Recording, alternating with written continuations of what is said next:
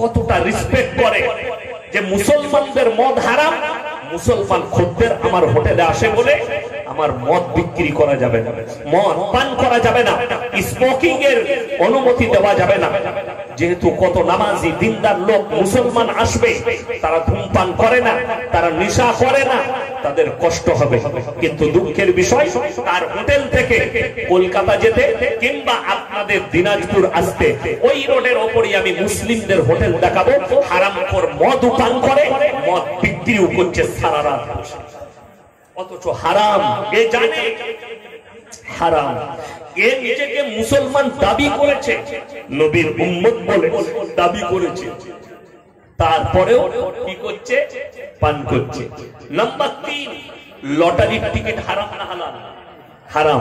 আপনি চলুন চোপড়ায় দেখিয়ে দেবো, মুসলমান লটারি বিক্রি করছে, মুসলমান লটারি কাটছে। ঠিক বললাম না বলবেন? চলুন, কটা মোড়ে নেবেন?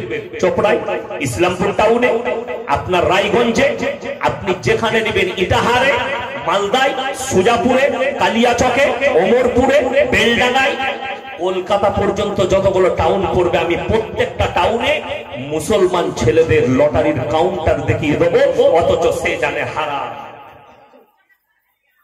অবাক লাগে। সেদিনে বর্ধমান টাউনে আমি বাজারে যাচ্ছি কোনো কাজে, তো একটা লটারি একটা ছেলে বিক্রি করছে মোড়েতে, তাকে আমি বললাম বুঝিয়ে, সেই লটারি টেবিলের উপরে দেখছি আজমিরের একটা ছবি লাগিয়ে রেখেছে, সেখানে ফুল চাপানো আছে। আমি বললাম এটা, বলছে খাজা বাবার বরকত হবে। আমি বললাম লটারি হারাম কাজ করছিস আর খাজা বাবার বরকত নিবি? লটারি তো ইসলামে হারাম। তাইলে তুমি খাজা বাবাকে অপমান করছো না মোহাব্বত করছো?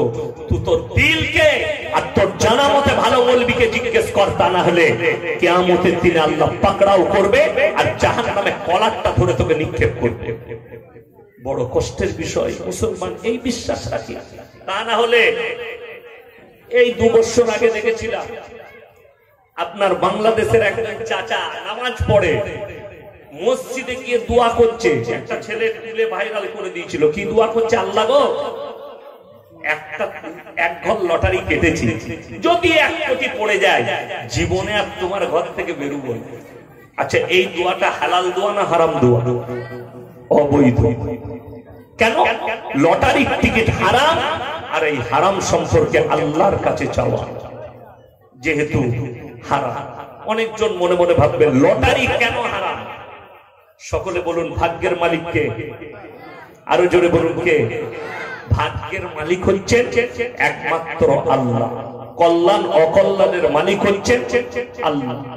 এখন আপনি কিষানগঞ্জ রেল স্টেশনে যান, কলকাতায় যান, চিতপুরে যান, হাওড়ায় যান, যে স্টেশনে যাবেন, এই স্টেশনের বাইরে একটা ভালো ব্যবসা চলে রমরমিয়ে। সেই ব্যবসাটা কি জান? কেন?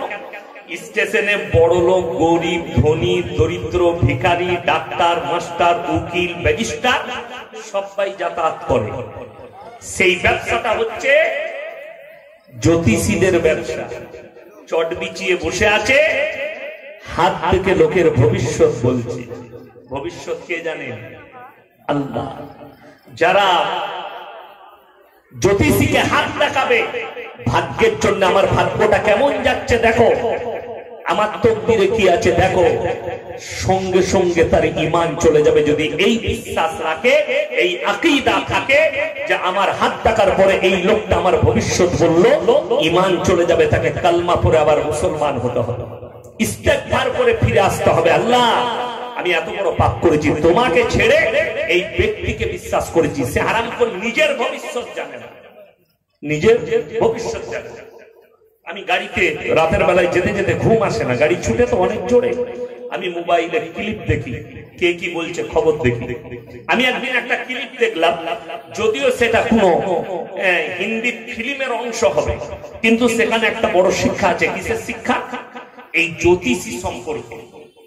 একটা ছেলে একটা মেয়েকে প্রেম করে, কিন্তু সেই ছেলেটা বিয়ে করতে চেয়েছে মেয়েটাকে, কিন্তু তার বাপ তাকে জ্যোতিষী বলেছে ওই ছেলেটার সাথে বিয়ে দিলে তোমার মেয়ের ভবিষ্যৎ খারাপ হবে। মেয়ের বাপ আর ওই ছেলের সাথে বিয়ে দিবে না, কোথায় দেবে? অন্য ছেলে ঠিক করেছে। এখন ফিল্মের যে মূল আর্টিস্ট সে হচ্ছে ওই ছেলেটার বন্ধু, তাকে নিয়ে তার বাড়িতে প্রবেশ করেছে বিয়ের অনুষ্ঠানে প্যান্ডেলে, দিয়ে বলছে যে इसके अंदर क्या कमी है, आप इसके साथ क्यों नहीं निकाह कराएंगे? तो मेयर बाबा बोलছে जे हम क्या बताए, ये तो हमारा बाबा है और बाबा ने बताया कि अगर इसके साथ इसके निकाह होगी तो इनका भविष्य बड़ी खराब। तो बाबा के बोले बाबा आपका खुद का भविष्य आपको मालूम है? बोले बिल्कुल। बोले आप बताओ तो 5 मिनट के अंदर तुम्हारे साथ क्या होने वाला है? बाबा बोले क्या होगा? बोले क्या होगा? तो तार एक बंधु के बोलছে যে अब एक काम कर, घोड़ा निकाल उसके कान पट्टी पे लगा। घोड़ा माने जाने बंदूक। बोले बंदूक निकाल, कान पट्टी पे लगा और मैं 10 तक गिनूंगा, लेकिन बाबा को फुल कॉन्फिडेंस है कुछ भी नहीं होगा, तू दबा देना 10 गिनने के बाद। 1 2 3 যখনই সে 9 বলেছে বাবা বেহুশ হয়ে পড়ে গেছে ভয়ে। मेयर बाबा के बोले अरे चाचा इनको खुद का भविष्य के बारे में पता नहीं, ये तुम्हारा लड़की का क्या भविष्य बनाएगा, क्या बताएगा? ये तो खुद गिर गया, इनको खुद को मालूम नहीं है कि मैं बेहोश होने वाला हूं, और ये तुम्हें कैसे बचाएगा, तुम्हारा लड़की का भविष्य कैसे बताएगा?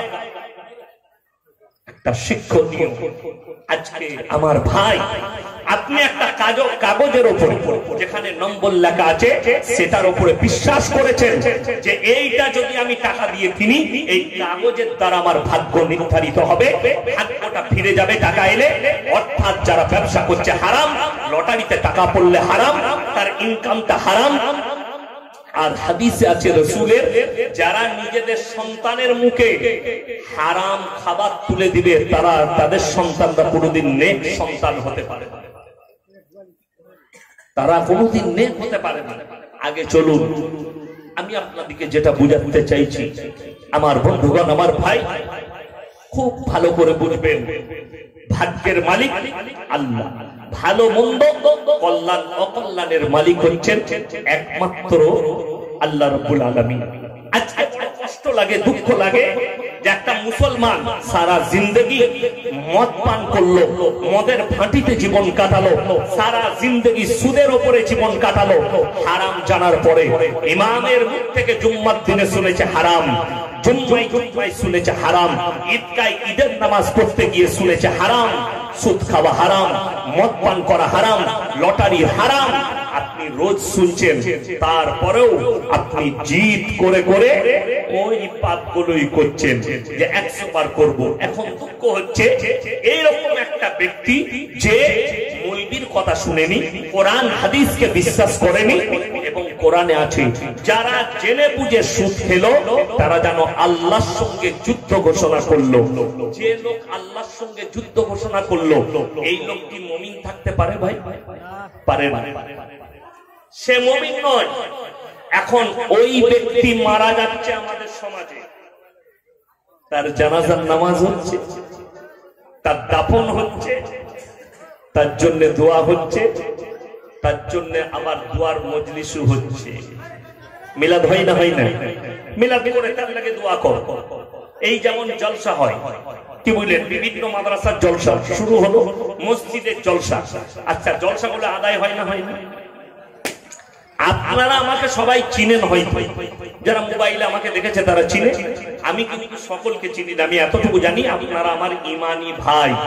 কেন? হাদিসে আছে এক মুমিন আর এক মুমিনের ভাই ভাই, অর্থাৎ আপনারা আমার ভাই এতটুকু, এবং আপনারা শ্রোতা, আমি হচ্ছি বক্তা, এতটুকু আমার আপনার সঙ্গে পরিচয়। বাকি আপনাদেরকে আমি চিনি না, অনেক দূরে আমার, আমি 450 কিলোমিটার এলাম, আমার বর্ধমান ডিস্ট্রিক্ট আর আপনাদের উত্তর দিনাজপুরের শেষ প্রান্ত।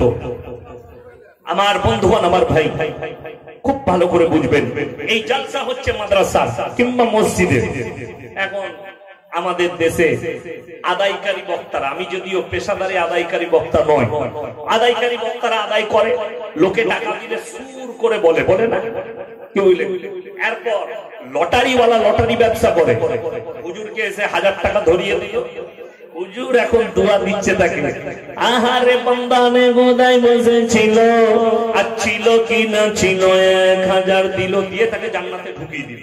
লটারিওয়ালা মনে করলে সালা এর থেকে সহজ জান্নাত আর কোথায় আছে? কথাটা বুঝতে পারেননি?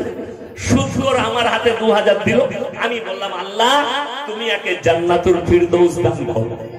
আমি তো জানি না মালটা সুদখোর, হুজুর তো জানি না মালটা সুদখোর, আর সুদখোর মনে করছে হুজুর যখন বলে দিয়েছে আমার জন্য জান্নাত রেডি। আমি যে সে লোকের দলিল দেব না যারা সুদখোর আছেন, যারা মদখোর আছেন, যারা মাতাল জীবনটা মদের ফাঁটিতে কাটাচ্ছেন, যারা লটারির ব্যবসা করেন, যারা হারামের উপরে ভরসা করে আছেন, তারা কান খুলে শুনে যান আমার বন্ধুগণ, আমার ভাই, নবীজি সাল্লাল্লাহু আলাইহি ওয়াসাল্লামের থেকে দামি লোক পৃথিবীতে কেউ নেই। আছে? কিয়ামত পর্যন্ত কেউ আসবে? আসবে না। পৃথিবীর আদি থেকে অন্ত পর্যন্ত তিনি হচ্ছেন সৃষ্টির শ্রেষ্ঠ। কে? হযরত মুহাম্মদ মুস্তাফা সাল্লাল্লাহু আলাইহি ওয়াসাল্লাম। খুব ভালো করে শুনবেন। আমার নবী বিশ্ব নবী জনাবে মুহাম্মদুর রাসূলুল্লাহ, সকলে একবার বলুন সাল্লাল্লাহু আলাইহি ওয়াসাল্লাম।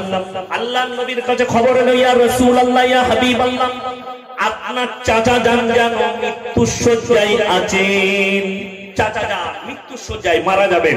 নবীজি ছুটলেন, চাচার হাতটা টিপে ধরে বললেন, চাচা আমি মুহাম্মদ তোমার ভাইপো, আল্লাহর নবী, একবার খালি কলমাটা পড়ে নাও, আমি আল্লাহর কাছে তোমার জন্য কেঁদে কেঁদে ক্ষমা চাই। আল্লাহর নবী সাল্লাল্লাহু আলাইহি সাল্লামের চাচা জানের উত্তর কি এলো জানেন? হে আমার ভাইপো, আমি যদি বার্ধক্যে কলমা পড়ি লোকে বলবে মৃত্যু ভয়ে কলমা পড়েছে, আমি কলমা পড়তে পারবো না। আল্লাহ তাআলা জিবরিল আমিনকে পাঠালেন, কি নিয়ে? কোরআনের আয়াত, ইন্নাকা লা তাহদি মান আহবাবতা ওয়ালাকিন্নাল্লাহা ইয়াহদি মান ইয়াশা। হে আমার বিশ্বনবী, পৃথিবীর মানুষকে বলো হিদায়াতের দপ্তরটা আমার আল্লাহর হাতে। সকলে বলুন হিদায়াতের মালিক কে? আল্লাহ। হিদায়াতের মালিক আল্লাহ। আমার ইচ্ছা নেই তোমার চাচা কলমা পড়তে পারবে না। রাসূলের চোখে পানি, দাড়ি মুবারক ভিজে গেছে নবীজি সাল্লাল্লাহু আলাইহি ওয়াসাল্লামে। আমার বন্ধুগণ, আমার ভাই, আপনি অবাক হবেন, নবীজি চাচা যান চলে গেলেন। এরপরে আল্লাহর রাসূল সাল্লাল্লাহু আলাইহি সাল্লাম আল্লাহকে কি বললেন জানেন? ওগো আল্লাহ, আমি আমার চাচার জন্য কেঁদে কেঁদে তোমার কাছে ক্ষমা চাইবো। তুমি যতদিন আমাকে নিষেধ না করবে আমি আমার চাচার জন্য ক্ষমা চাইবো। নবীজি কাঁদছেন, তার জন্য, চাচার জন্য। চাচা কিন্তু কলমা না পড়ে মারা গেছে, মুশরিক হয়ে মারা গেছে, দোয়া চাইছে। আল্লাহ তাআলা জিবরিল আমিনকে পাঠালেন, দুজনকে নসিহত করলেন, কোরআন পাঠালেন। মা কানা লিন নাবিয়্যি ওয়াল্লাযীনা আমানু আন ইস্তাগফিরু লিল মুশরিকিন ওয়ালাউ কানু উলি কুরবা। হে আমার নবী এবং মুমিন, তোমরা দুজন শোনো, যারা মুশরিক হয়ে বেঈমান কাফের বাদ্দিন হয়ে মারা গেছে তাদের জন্য দোয়া করতে পাবে না, যদিও তারা তোমাদের নিকটতম আত্মীয় হয়। নবীজির হাত নেমে গেল। আল্লাহ নিষেধ করলেন তোমার চাচার জন্য দোয়া চাইতে পাবে না, যেহেতু মুশরিক হয়ে আমার বিরোধী হয়ে আল্লাহ বিরোধী হয়ে বাদ্দিন হয়ে মারা গেছে। আমার বন্ধুগণ, আপনার বেটা জিন্দেগি ভর মৃত্যুকাল পর্যন্ত সুদের উপরে হারাম জানার পরেও জীবন কাটিয়ে মারা গেছে। আপনি বলছেন ইয়াসিন সাহেবকে ভাড়া করে নিয়ে এসে দেশি মুরগি দিয়ে ভাত খাইয়ে আর 5000 টাকা দিয়ে হুজুর দোয়া করে দিবে আর জান্নাত রেডি হয়ে যাবে? বিবেকে জিজ্ঞেস করুন, আমি বলবো না। এটা তো আমাদের প্রিয় নবী, শ্রেষ্ঠ পয়গম্বরের কথা বললাম, রাসূলের কথা বললাম, কিন্তু জানেন দ্বিতীয় নম্বর দলিল শুনেলেন, যারা আপনার অনেকের ব্রেনে আঘাত লাগবে। আমার ছেলে মদের ফাঁটিতে জীবন কাটিয়ে মারা গেছে, আমার ছেলে গাঁজার ফাঁটিতে জীবন কাটিয়ে মারা গেছে। আরে দুঃখ লাগে, বর্তমানে মুসলিমদের ছেলে লরি চালায়, ট্রাক চালায়, মদ খেয়ে গাড়ি চালায়, খবর পাচ্ছি বাবা অ্যাক্সিডেন্ট হয়ে উড়িষ্যায় মারা গেছে অমুক গ্রামের ছেলে। ট্রাক নিয়ে জিজ্ঞেস করলাম কি করে মারা গেল? বলে হুজুর মদ খেয়ে গাড়ি চালাচ্ছিল। কত দুঃখ লাগে। সেই ছেলের জানাজা হবে, সেই ছেলের জন্য দোয়া হবে। চিরজীবন মদের উপরে জীবন কাটালো, সুদের উপরে জীবন কাটালো, আর আপনি বলছেন আমি বাপ, আমি দোয়া করে নেব।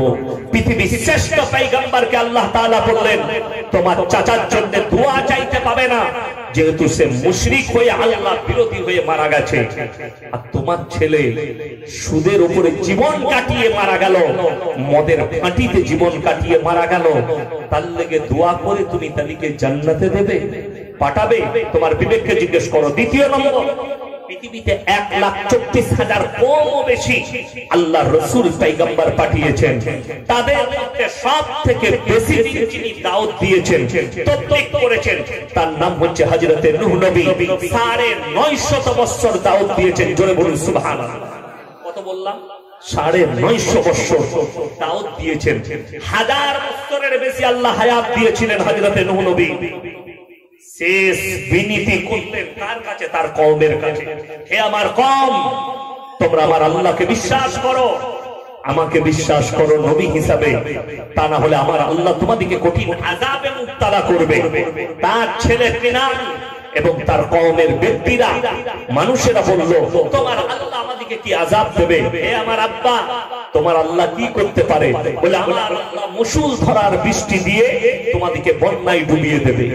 জানেন নূহ নবীর ছেলে কেনান আল্লাহকে চ্যালেঞ্জ করলো, তোমার আল্লাহকে বলে দাও তোমার আল্লাহ যদি বন্যা দেয় এমন উঁচু জায়গায় চেপে যাব যেখানে তোমার আল্লাহর পানি পৌঁছাবে না। আল্লাহকে চ্যালেঞ্জ, বলুন নাউযুবিল্লাহ।